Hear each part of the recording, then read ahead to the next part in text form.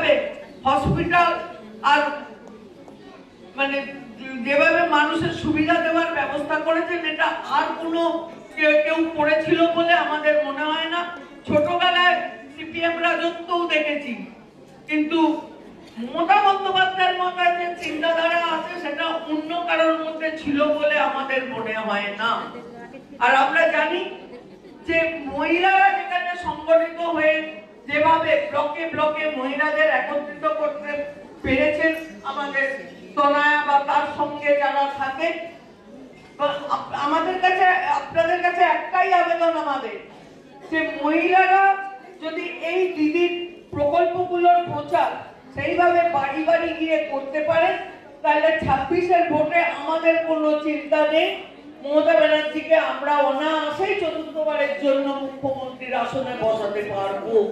এবং আজকে যে মিটিং এর সব কথা শুনে চন্দ্রিমাদি আপনাদের আরো বিস্তারিত ভাবে বলবে। আপনারা যার কথা শোনার জন্য এখানে এসেছেন তার কাছ থেকেই সব শুনবেন, কিন্তু আমার একটাই আবেদন থাকবে আপনাদের কাছে, যে আপনারা আজকে মিটিংটা শুনে বাড়ি গিয়ে বসে পড়বেন না, নিজেরা আবার নিজেদের মধ্যে এটা ঠিক করে নিন যে এক একটা ব্লকে অন্তত এক একজন 4টে 5টা থেকে 10টা 12টা বাড়ি যদি দিতে পারেন, তাহলে আপনাদের এক মাসের মধ্যে এক একটা বাড়িতে অন্তত 4 বার করে যাওয়া হবে।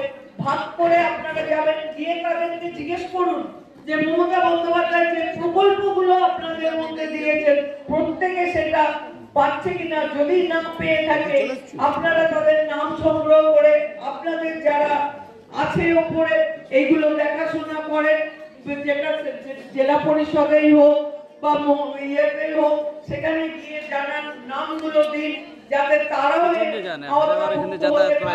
তার ব্যবস্থা করে দিন এবং নিজেরা এক জায়গায় বসে আলোচনা করে প্রত্যেকের মধ্যে সেগুলো প্রচার করার ব্যবস্থা করুন। আমরা জানি যে যেখানে ভোট হচ্ছে আমাদের বাংলায়, আমরা দেখেছি যে মহিলা ভোট বেশি পড়ে, পুরুষদের থেকে মহিলার সংখ্যা বেশি এবং মহিলা ভোটও বেশি পড়ে। মমতা দি আমায় বলছিল যে উনার বিধানসভা এলাকায় 15,000 মহিলা ভোটার বেশি আছে। এইভাবেই যদি মহিলারা এগিয়ে যেতে পারেন, মানুষের পাশে থাকতে পারেন, তাই আরো বেশি করে আমাদের যারা যারা আপনাদের বিধায়কের আসনে থাকবে তাদেরকে কেউ আটকাতে পারবে না। কয়েকটা সিটে বিরোধীরা যত বেশি লাফালাফি করছে না, যত বেশি ওরা লাফাবে আমাদের তত ভালো হবে। ওরা যত লাফাবে তৃণমূলের ভোটও তত বেশি পড়বে। বিরোধী দলের নেতা অনেক কিছু বলে, ও তো এই পূর্ব মেদিনীপুরের লোক, অনেক লেকচার দেয়, অনেক কিছু বলে, কিন্তু প্রথম সুবিধাটা এই তৃণমূলের ভেতর থেকেই মমতাদের কাছ থেকেই পেয়েছিল। সেটা হয়তো এখন ভুলে গেছে।